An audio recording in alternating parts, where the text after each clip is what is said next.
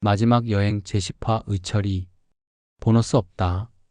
4대 보험 혜택을 받지 못한다. 퇴직금은 물론 없다.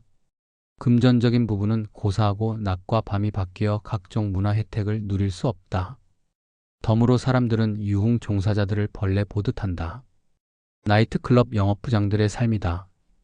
나이트클럽에서 매출에 대한 봉사료를 갖는 사람을 부산에서는 영업부장 혹은 주임이라 호칭하고 서울에서는 웨이터라 부른다.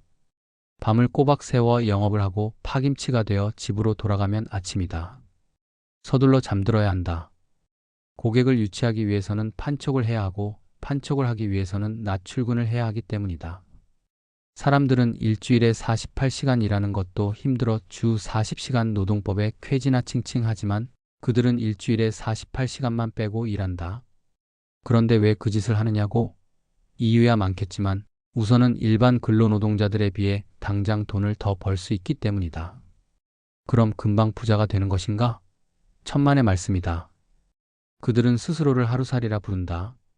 하루를 벌어 하루를 사는 사람들의 공통점은 씀씀이가 해퍼 돈을 모으기 힘들다는 것이다. 술과 음악 그리고 여자가 일상에 가까이 있어 유혹을 뿌리치기 힘든 까닭이다. 그러나 오로지 집과 클럽만을 오가며 악착같이 돈을 모으고 있는 구두쇠의 의철은 별개다. 의철은 부산 영도 청학동에서 태어났다. 뱃사람이 많은 청학동에는 아버지가 없는 아이들이 많다. 배지를 하는 아버지가 바다에서 목숨을 잃은 까닭이다. 어머니가 없는 경우도 많다. 바다로 나간 아버지의 빈자리를 견디지 못한 어머니가 바람 들어 집을 나간 경우다. 아버지가 죽고 어머니는 집을 나가 할머니 손에서 자란 아이들도 있다. 의철은 불행하게도 그 빈민가에서 가장 가난한 그룹인 후자에 속했다. 배운 것도 없고 가진 것도 없다.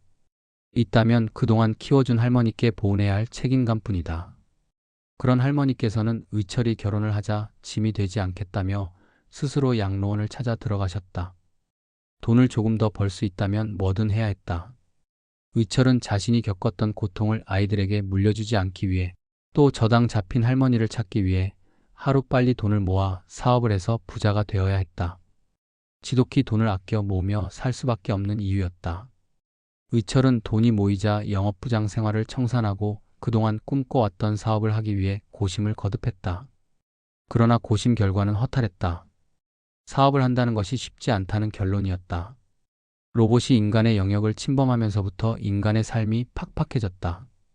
로봇으로 인해 일자리를 구할 수 없는 실업 청년들이 정부로부터 창업비를 지원받아 또는 로봇에 밀려 명예퇴직, 해고를 당한 사람들이 회사로부터 한 뭉텅이의 위자료를 지급받아 너도나도 덤벼드는 통에 자영업소는 부지기수로 늘어나 손님보다 업소가 많은 지경에 이르렀다. 자영업자가 망할 수밖에 없는 사회구조다. 그나마 그렇게라도 해보고 망하는 사람은 낫다. 모르는 일에 남의 말만 듣고 뛰어들었다가 사기 맞아 빚더미에 앉는 사람도 부지기수다. 의철은 사업을 미루고 허심청 나이트클럽 실무자 생활을 하며 때가 오길 기다렸다. 3년 후 의철을 찾아온 사람은 전 대리였다. 그는 연산동에 1800평의 초대형 나이트클럽을 만든다며 영업부장 인선과 투자를 동시에 요청해 왔다. 전학중 대리는 전길중 회장의 동생으로서 자금 담당이었다. 나이트클럽은 관공서와 폭력 조직을 제어할 수 없는 사람은 하기 힘든 특수한 업종이다.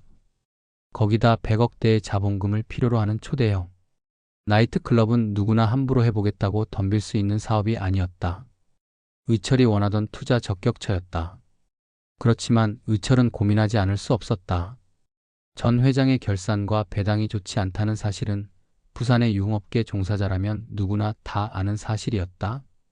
의철은 장고 끝에 모아둔 돈뿐만 아니라 집을 담보로 대출을 받고 지인들에게 돈까지 빌려 지분을 투자하고 전무이사가 되었다. 매출과 지출을 훤히 꿰고 있는 실무 책임자에게 배당을 제대로 해주지 않을 수는 없는 일이라 결론 내렸다. 대형 나이트클럽에서는 실무 책임자로 하여금 지분을 투자토록 하여 영업을 맡기는 사례가 늘고 있었다.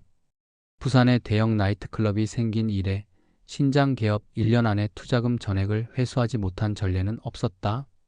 돈을 버는 것은 시간 문제였다. 나이트클럽이 개업을 하고 1년이 지나는 때였다. 전 회장과 마주한 의철의 말투는 몹시 거칠었다. 정말 배당 안 해줄 겁니까? 전 회장이 위아래로 2번이나 훑어보며 불편한 심기를 드러냈다. 회사가 어려워서 그렇잖아. 이 전무 알다시피 외상으로 호텔 올렸더니 돈 들어오면 나가기 바빠. 의철은 피하지 않고 마주 노려봤다. 사생결단을 각오하고 온 터였다. 빌린 돈 때문에 이자가 발생하고 이자를 주기 위해 또 돈을 빌립니다. 이게 뭐 하는 짓인지 모르겠습니다. 저축해 둔다고 생각해. 빚내서 이자를 갚고 있는데 이자도 없는 저축을 해요? 직원이 300명이다. 그에 딸린 식구들은 또 몇이야? 회사가 먼저 살아야 모두를 먹여 살릴 수 있는 것 아니야? 최고 간부란 사람이 어떻게 자기 생각만 하나? 아들에게 100평짜리 펜트하우스 사줄 돈은 있고 지분을 투자한 투자자에게 배당할 돈은 없다는 게 말이 됩니까? 아들에게 무슨 펜트하우스를 사줬다고? 그럼 자이 아파트 펜트하우스에 사는 사람은 누굽니까? 아, 며느리. 며느리가 이름만 대면 다 아는 연예인인데 어떡하겠어. 연예인 체면도 생각해 주어야지. 연예인 며느리 체면에 300명 사원의 생사를 볼모 잡는 겁니까? 저도 아들 있습니다.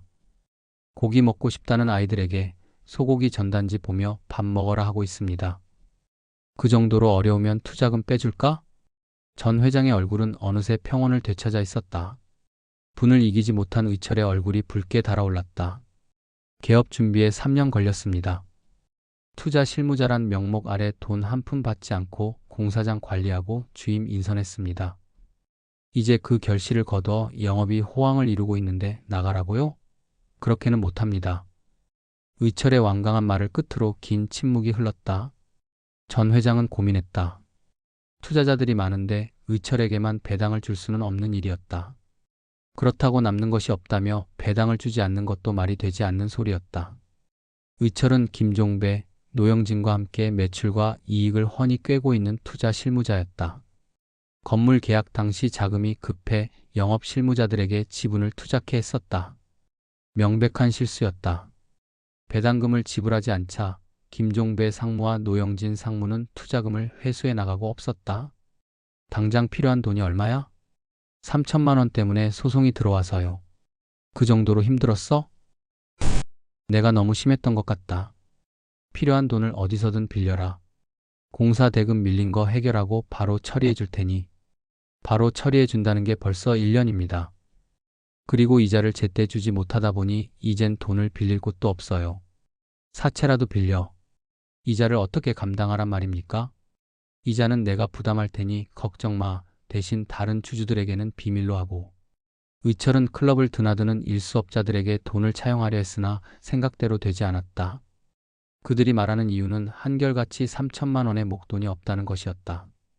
한 업자의 소개로 양정에 사무실을 둔 사채 전문 업체에 갔으나 조건이 좋지 않았다. 그들은 열흘에 1할의 이자를 요구했다. 노름방을 운영하는 조직 폭력배들이 적용하는 이율이었다. 의철은 그 자리에서 전 회장에게 전화를 걸었다. 회장님, 사채를 빌리려고 왔는데 이자를 열흘에 1할이나 달라고 합니다. 열흘에 1할? 상관없어. 어차피 열흘 안에 갚을 거고 열흘 이자 해봐야 300만 원인데 뭘. 그래도 안 급하면 몇 달 더 기다리든지. 급합니다. 차용증 가져오고 채권자 전화번호 적어와. 어려움을 전 회장에게 알리는 의미에서라도 차용 수속을 밟지 않을 수 없었다. 차용증을 전 회장에게 전해주자 전 회장은 증서 내용을 확인한 후 그 자리에서 채권자에게 전화를 걸어 차용일로부터 8일째 되는 날에 원금과 이자를 갚겠다며 호텔로 오라고 약속을 정했다. 그리고 의철에게 정중히 사과했다. 내가 경솔했어. 영업에 전념해야 할 실무 책임자를 이런 일로 신경 쓰이게 하다니 미안하네. 괜찮습니다. 이 돈은 내가 알아서 갚을 테니 이 전무는 오로지 영업에만 신경 써. 알겠습니다. 1년 정도만 지나면 어려움은 끝나 내 이 전무에게 차와 아파트 한 채 약속하지. 업주가 실무 책임자에게 아파트나 차를 사준 전례는 많았다. 주주들에게는 절대 비밀 지키고 주주들에게는 배당을 안 해주겠다는 말씀입니까? 안정이 되고 나면 당연히 해주어야지. 의철에게 급료를 인상해 주어 이자 지급이 원활하도록 도운 것 외 전 회장이 하는 짓은 변한 것이 없었다. 배당을 받지 못한 투자자들과 각종 공사비, 물품 대금을 받지 못한 업자들의 원성이 자자했다. 전 회장은 회사가 어려우니 기다려달라는 말만 앵무새처럼 되풀이했고 거세게 항의하는 사람의 전화는 받지도 않았다. 업소로 찾아와 소란을 피우는 채권자들은 직원들이 강제로 끌어냈다.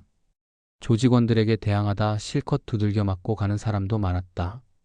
맞았다고 고소를 하는 사람에게는 조직원들이 자해를 하여 쌍방고소를 했다. 피해자들은 자신이 폭행을 하지 않았다는 사실을 증명키 어려웠다. 판사는 매번 다음 공판일을 정하는 것이 일이었고 피해자는 가해 사실이 없다는 주장을 하기 위해서 이를 포기하고 매번 공판일에 맞춰 법원에 출두하여야 한다. 4, 5개월 끌다 보면 지쳐 포기할 수밖에 없다. 그 순간 피해자는 전과자가 되는 것이다. 폭행전과 일범. 포기하지 않고 끝까지 간다고 해서 결백을 밝힐 수 있는 것도 아니다. 1심, 2심, 3심 수많은 세월을 소송에 휘말려야 할 뿐더러 피해자는 사건 당시의 목격 증인을 출석시킬 수 없지만 조직원들은 거짓 증인을 만들어 위증을 하게 만든다. 판사는 위증임을 밝힐 아무런 증거도 찾을 수 없다. 찾을 수 있다고 하더라도 그깟 일에 시간을 빼줄 리도 없고 반면 조직원들은 그렇게 전과를 하나 달면 계급장이나 다름없다. 그들의 위상은 그렇게 올라간다. 일반인이 절대 대항할 수 있는 부류들이 아니다. 민사재판을 청구하는 사람들도 있었다. 그들에게는 시간을 끌어 지쳐 포기하도록 유도했고 어쩔 수 없는 상황이 되면 대금을 지불해 주었다. 고소하면 주고 아니면 말고였다. 받을 금액이 소액인 사람들은 대부분 포기했다.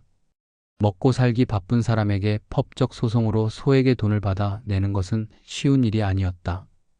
포기하는 사람의 대부분은 돈 없는 사람이었다. 그러면서 전 회장은 호텔 뒤편의 땅을 닥치는 대로 사들이고 있었다. 평당 700만 원의 땅이 전면의 호텔 땅과 합의라는 순간 2천만 원을 호가했다. 그로부터 1년이 지난 어느 날이었다. 낮 동안 열어두었던 천정이 서서히 닫히기 시작했다.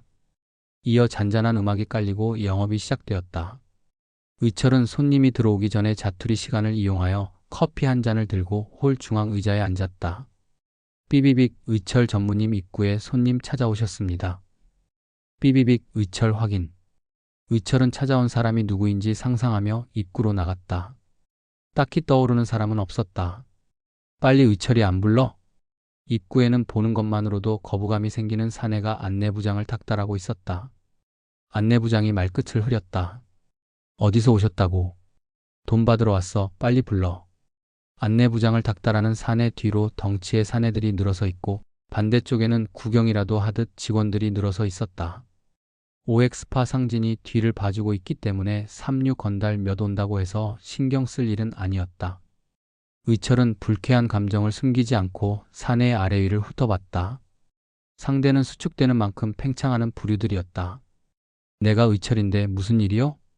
사내가 거만한 자세를 싹 바꾸더니 비굴한 웃음을 지었다. 그간 안녕하셨습니까? 표대창입니다. 의철은 놈의 이름을 되뇌어 보았으나 얼른 떠오르지 않았다. 누구냐고 묻기도 못해서 놈을 찬찬히 훑어봤다. 놈의 쭉 째진 눈이 기억에 어슴푸레 떠올랐다. 사채업자? 개업하고 1년이 지났을 즈음 사채를 빌렸었다. 무슨 일로? 놈이 손가방을 열어 봉투를 꺼냈다. 봉투 속에서 나온 것은 차용증이었다. 정확히 1년 지났습니다. 놈이 건네는 것은 의철이 작성했던 차용 증서의 사본이었다. 뒤에 한 장의 종이가 첨부되어 있었다. 이 돈 안 받았어요? 놈이 태도를 싹 바꿔 끝말을 잘랐다. 줬어? 우리 회장님께서 갚았을 겁니다. 돈을 빌려준 내가 받은 적이 없는데 누구에게? 어떻게 갚았다는 거야? 의철이 따지듯 말을 내뱉었다. 내가 돈을 차용한 날 회장님과 통화했잖아요? 통화는 무슨 통화? 지금 돈 갚지 않으려고 수작 부리는 거야? 의철은 휴대폰을 꺼내 전 회장에게 전화를 걸었다. 전 회장의 전화기는 꺼져 있었다. 미간을 잔뜩 찌푸린 대창이 노려보고 있었다.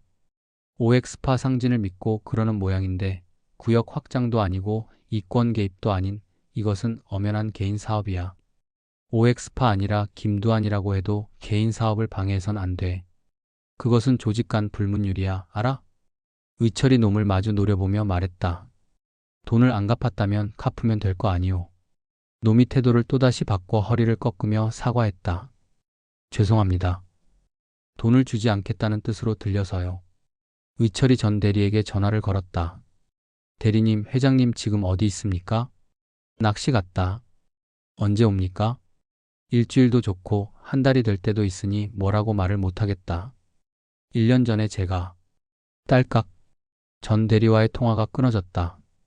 다시 전화를 걸었으나 받지 않았다. 회장님께 확인하고 연락드리지요. 그럼 연락 기다리겠습니다. 차용증의 뒷장을 넘겨보던 의철이 밖으로 나가는 대창을 급박하게 불러 세웠다. 이봐요. 대창이 천천히 뒤돌아섰다. 의철이 뒷장에 첨부된 종이를 가리켰다. 이것은 뭐요? 채무자께서 갚으셔야 할 금액입니다. 뭐라고요? 당신이 갚아야 할 돈이라고요. 말도 안 되는. 계약서대로 열흘에 일할 복리로 계산했지요. 의철은 입에 침이 마르기 시작했다. 대창이 눈을 치켜뜨더니 한마디를 더 던지고 나갔다. 갚으면 될 거 아니냐고 큰 소리 치더니 쯧, 돈 준비해서 전화해. 계속.